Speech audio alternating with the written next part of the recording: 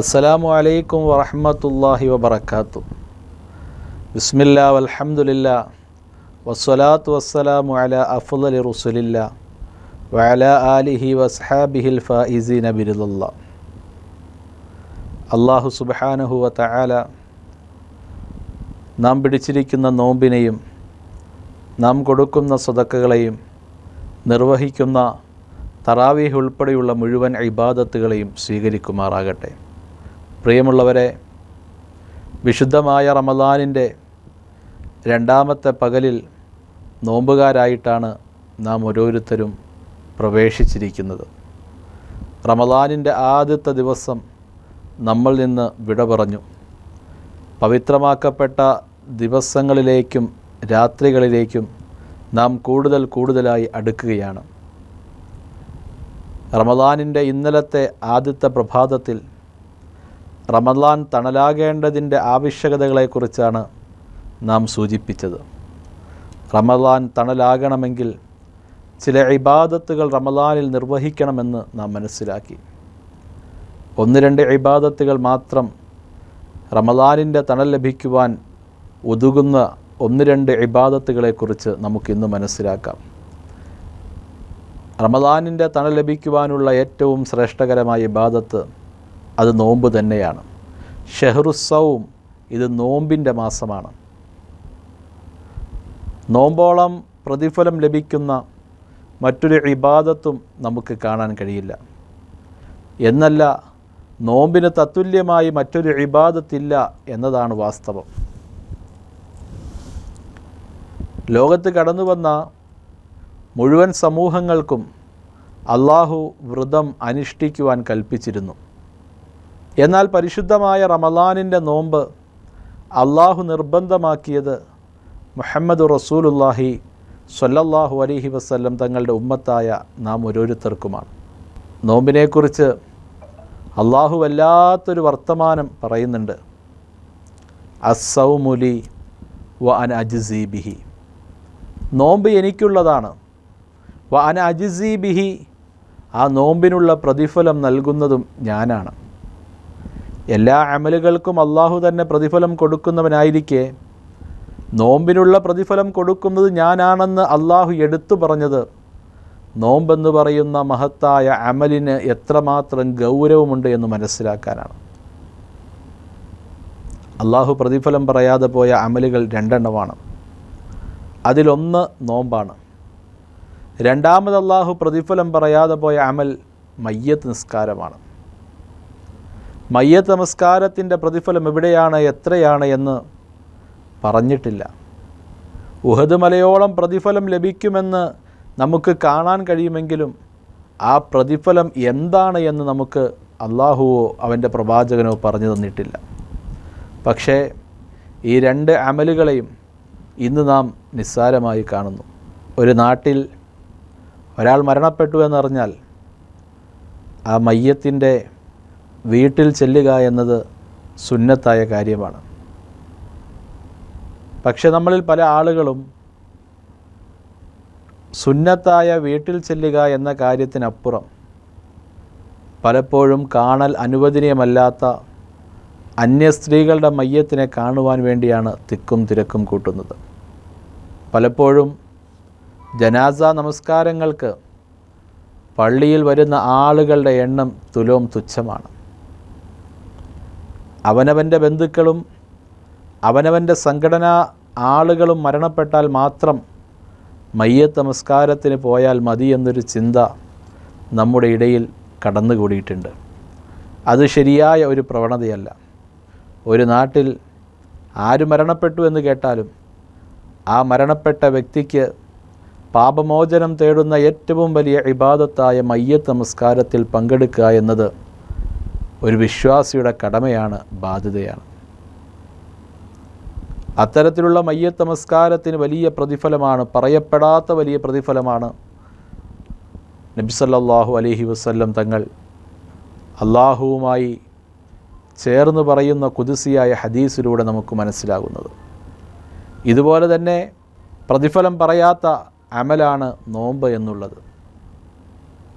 ആ നോമ്പിനെ ആദരിക്കുകയും ബഹുമാനിക്കുകയും ചെയ്യുന്ന മുഴുവൻ ആളുകൾക്കും കണക്കില്ലാത്ത വണ്ണമായ പ്രതിഫലം അള്ളാഹു വെച്ചിരിക്കുന്നുവെന്ന് നമുക്ക് ഊഹിക്കാവുന്നതേയുള്ളൂ.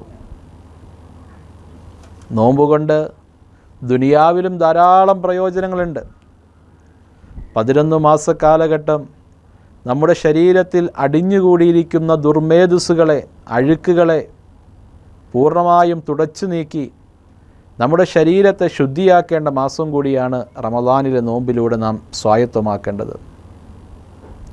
സൂമു തസിഹു, നിങ്ങൾ നോമ്പ് പിടിക്കുക, ആരോഗ്യവാന്മാരാവുക എന്നത് നബി സല്ലല്ലാഹു അലൈഹി വസല്ലം തങ്ങളുടെ അധ്യാപനമാണ്. വെറുതെ വിശന്നിരിക്കൽ കൊണ്ട് മാത്രം നോമ്പാവുകയില്ല. വയറിന് പഞ്ഞമിരുന്നത് കൊണ്ട് മാത്രം നോമ്പാവുകയില്ല. ശരീരത്തിൻ്റെ ഓരോ അവയവങ്ങളെയും ഹറാമുകളിൽ നിന്ന് സൂക്ഷിക്കുമ്പോൾ മാത്രമാണ് വ്രതം യഥാർത്ഥ നോമ്പായി മാറുക. ഒരാൾ വിശന്നിരിക്കുന്നു, കണ്ണുകൊണ്ട് കാണാൻ പാടില്ലാത്ത കാര്യങ്ങളെല്ലാം കാണുകയാണ്, ചെവി കൊണ്ട് മറ്റുള്ളവരുടെ കുറ്റങ്ങൾ കേൾക്കുകയാണ്, നാവ് കൊണ്ട് മറ്റുള്ളവരെക്കുറിച്ച് ഗീബത്ത്, പരദൂഷണം പറയുകയാണ്. അവൻ്റെ വയറിന് വിശന്നിരുന്നു എന്നതല്ലാതെ അവൻ നോമ്പുകാരാവുകയില്ല.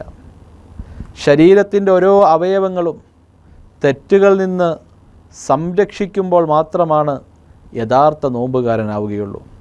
അത്തരം നോമ്പുകാർക്ക് റമദാൻ തണലായിട്ട് വരുമെന്നാണ് നബി സല്ലല്ലാഹു അലൈഹി വസല്ലം തങ്ങൾ പഠിപ്പിക്കുന്നത്.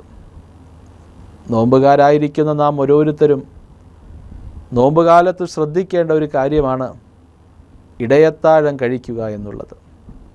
പല ആളുകളും ഉറക്കത്തിന് ഭംഗം വരുന്ന കാരണത്താൽ ഇടയത്താഴം കഴിക്കുവാൻ വേണ്ടി എഴുന്നേൽക്കുന്നില്ല. ഇടയത്താഴത്തിൽ വലിയ ബർക്കത്തുണ്ടെന്ന് നബി സല്ലല്ലാഹു അലൈഹി വസല്ലം തങ്ങൾ പഠിപ്പിക്കുകയാണ്.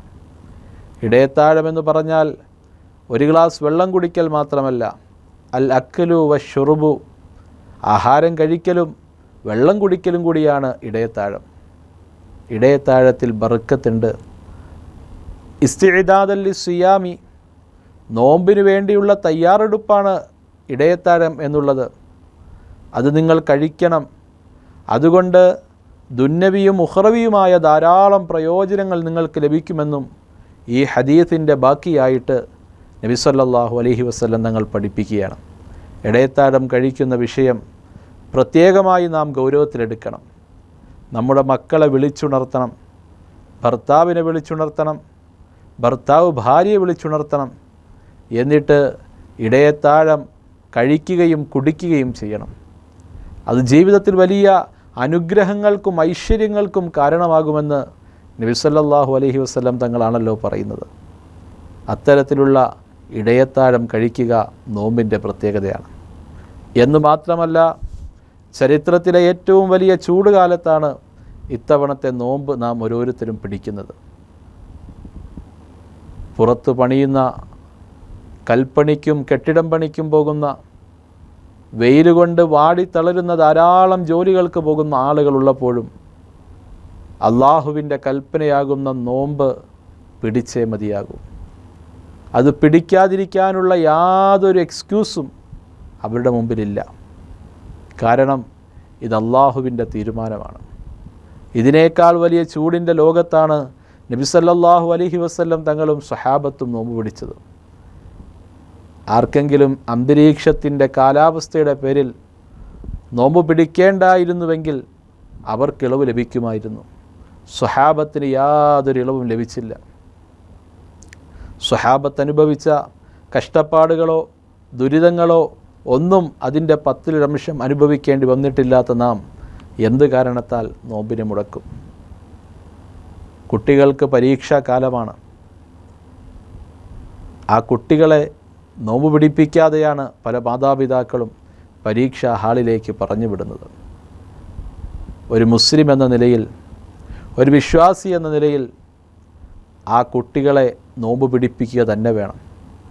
7 വയസ്സായ കുട്ടിയോട് നോമ്പ് പിടിക്കണേ എന്ന് ആവശ്യപ്പെടുകയും 10 വയസ്സായിട്ടും ആ കുട്ടി നോമ്പ് പിടിച്ചില്ല എങ്കിൽ അവനെക്കൊണ്ട് ചെറിയ ശിക്ഷണം കൊടുത്ത് നോമ്പ് പിടിപ്പിക്കുവാനും പരിശുദ്ധമായ ദീൻ നമ്മളെ പഠിപ്പിക്കുമ്പോൾ പ്രായപൂർത്തിയെത്തിയ മക്കളെ നോമ്പ് പിടിപ്പിക്കാതെ പരീക്ഷാ ഹാളിലേക്ക് വിടുമ്പോൾ അള്ളാഹുവിൻ്റെ മുമ്പിൽ എത്ര വലിയ കുറ്റമാണ് നാം പേറുന്നത്. ആരെങ്കിലും അറിഞ്ഞുകൊണ്ടൊരു നോമ്പിനെ ഉപേക്ഷിച്ചാൽ തുടർച്ചയായി 2 മാസക്കാലഘട്ടം അവൻ നോമ്പ് പിടിക്കണമെന്നാണ് അതിൻ്റെ കഫാറത്തായിട്ട് ഫിഖ്ഹ് നമ്മളെ പഠിപ്പിക്കുന്നത്. അതുകൊണ്ട് നോമ്പ് പിടിക്കുക എന്ന മഹത്തായ അമൽ, ഇബാദത്ത് നമ്മുടെ മക്കളിലും നമ്മുടെ ഇണകളിലും മാതാപിതാക്കളിലും ഉണ്ടായിത്തീർന്നേ സാധിക്കൂ. ഇനി നോമ്പ് പിടിക്കാൻ കഴിയാത്തവണ്ണം അവശരായിപ്പോയ മാതാപിതാക്കൾ, വൃദ്ധർ, രോഗികൾ, ഗർഭിണികൾ, മുലയൂട്ടുന്നവർ, അവർക്ക് നോമ്പ് പിടിക്കാൻ കഴിയില്ല എന്ന അവസ്ഥയാണെങ്കിൽ, പിന്നീട് വൃദ്ധരായ ആളുകൾക്ക് പിന്നീട് ആരോഗ്യമുണ്ടാകില്ല എന്ന അവസ്ഥയാണെങ്കിൽ, ഹനഫി മദ്ഹബ് അനുസരിച്ച് 1 കിലോ 650 ഗ്രാം ഗോതമ്പോ അതിൻ്റെ പൈസയോ ഒരു നോമ്പിന് പകരമായി സാധുക്കൾക്ക് കൊടുക്കണം. ഷാഫിഈ മദ്ഹബ് അനുസരിച്ച് 650 ഗ്രാം അരിയുടെ അരിയാണ് കൊടുക്കേണ്ടത്. അത് ഇനി ഒരിക്കലും നോമ്പ് പിടിക്കാൻ കഴിയില്ല എന്നുള്ളവർക്കുള്ളതാണ്. എന്നാൽ ഗർഭിണികൾക്ക് അവരുടെ ഗർഭാവസ്ഥ കഴിഞ്ഞതിന് ശേഷം നോമ്പ് പിടിക്കാനുള്ള ആരോഗ്യമുണ്ടാകുമെങ്കിൽ അവരാ സമയത്ത് ഈ നോമ്പ് വെച്ച് വീട്ടണം. 1 വർഷം കഴിഞ്ഞിട്ടും നോമ്പ് അവർ വെച്ച് വീട്ടുന്നില്ല എങ്കിൽ പിന്നീട് നോമ്പ് വെച്ച് വീട്ടുകയും അതിൻ്റെ കഫാറത്ത് കൊടുക്കുകയും വേണം ഷാഫിഈ മദ്ഹബ് അനുസരിച്ച്. ഹനഫി മദ്ഹബ് അനുസരിച്ച് എത്ര വർഷം കഴിഞ്ഞാലും കഫാറത്ത് കൊടുക്കേണ്ട, ഫിദിയ കൊടുക്കേണ്ട, നോമ്പ് വെച്ച് വീട്ടിയാൽ മാത്രം മതിയാകുന്നതാണ്. അത്രയും വലിയ ഗൗരവമുള്ള ഈ ഇബാദത്തിനെ നിസ്സാരമായി ആരും കാണരുത്. നോമ്പ് പിടിക്കൽ കൊണ്ട് മാത്രമാണ് പരിശുദ്ധമായ റമളാൻ എന്ന തണൽ നമുക്ക് ലഭിക്കുകയുള്ളൂ എന്നതാണ് പറഞ്ഞതിൻ്റെ ആകെ ചുരുക്കം. രണ്ടാമത്, റമളാൻ നമുക്ക് തണലാകുന്നത് ഷഹ്റുർ റഹ്മ, ഇത് കാരുണ്യത്തിൻ്റെ മാസമാണ്. അള്ളാഹുവിൻ്റെ അളവില്ലാത്ത അനുഗ്രഹങ്ങൾ മഴയായി പെയ്യുന്ന കാരുണ്യത്തിൻ്റെ സുന്ദരമായ മാസം. സ്വർഗത്തിൻ്റെ വാതിലുകൾ മലർക്കെ തുറക്കുകയും നരകത്തിൻ്റെ വാതിലുകൾ കൊട്ടിയടയ്ക്കുകയും ചെയ്യുമെന്ന് പറഞ്ഞ കാരുണ്യത്തിൻ്റെ കരസ്പർശം കൊണ്ട് കരയും കടലും മുഴുവനും മൂടപ്പെട്ടിരിക്കുന്ന മാസമാണ്. ഒരു ഹദീസിൽ കാണാം, ഇർഹമു മൻ ഫിൽ അർളി യർഹമുക്കും മൻ ഫിസ് സമാ. ഭൂമിയിലുള്ള മനുഷ്യരോട്, മൃഗങ്ങളോട്, സകല ജീവികളോടും ആരാണോ കാരുണ്യം കാണിക്കുന്നത്, ആകാശത്തുള്ള പടച്ചവൻ അവരോട് കാരുണ്യം കാണിക്കും. നമ്മുടെ കൂടെ നോമ്പ് പിടിക്കുന്ന ധാരാളം ആളുകളുണ്ട്. ഒരു കുട്ടി തൻ്റെ ഉമ്മയോട് ചോദിക്കുകയാണ്, ഉമ്മ, എല്ലാവരും ഇടയത്താഴം കഴിക്കുന്ന സമയമായിട്ടും നമ്മളെന്താണ് നോമ്പ് തുറക്കാത്തത്? തൻ്റെ വീട്ടിൽ ആ കുട്ടിക്ക്, നോമ്പുകാരായിരിക്കുന്ന കുട്ടിക്ക് കൊടുക്കാൻ ഒന്നുമില്ലാതെ കുട്ടിയെ തൻ്റെ മാറോട് ചേർത്ത് പിടിച്ച് കരയാൻ മാത്രമാണ് ആ ഉമ്മയ്ക്ക് കഴിഞ്ഞത്. ധാരാളം ആളുകൾ നോമ്പ് പിടിച്ചിട്ടും അല്ലാതെയും നമ്മുടെ ഇടയിൽ വിശന്നിരിക്കുന്നുണ്ട്. നമ്മളെക്കൊണ്ട് കഴിയുന്ന സഹായങ്ങൾ അവർക്ക് നാം ചെയ്തു കൊടുക്കണം. ഒരു നേരത്തെ ആഹാരത്തിനുള്ളൊരു വക അവർക്ക് എത്തിച്ചു കൊടുക്കാൻ സാധിക്കുമെങ്കിൽ അത് ചെയ്യണം. ഒരുപക്ഷെ അവരുടെ വീടുകൾക്ക് വലിപ്പമുണ്ടായിരിക്കാം. ജോലി നഷ്ടപ്പെട്ട് ഗൾഫിൽ നിന്ന് തിരിച്ച് നാട്ടിലേക്ക് വന്ന ഒരു പ്രവാസി, ഗൾഫ് ജീവിത കാലഘട്ടത്തിൽ അവൻ നല്ലൊരു വീടുണ്ടാക്കി ഒരുപാട് കഷ്ടപ്പെട്ട്. നാട്ടിൽ വന്നിട്ട് അവർ ജോലിയില്ല, ആ വലിയ വീടിൻ്റെ ഉള്ളിൽ പട്ടിണിയിലായി കഴിയുന്ന എത്രയോ ആളുകൾ. യഥാർത്ഥത്തിൽ ഇന്ന് സംഭവിക്കുന്നത്, ചില ആളുകളെ നാട്ടിലെ ദരിദ്രന്മാരായി, മിസ്കീന്മാരായി നാം സങ്കല്പിച്ചിരിക്കുകയാണ്. സഹായങ്ങൾ മുഴുവനും അവർക്കെത്തും.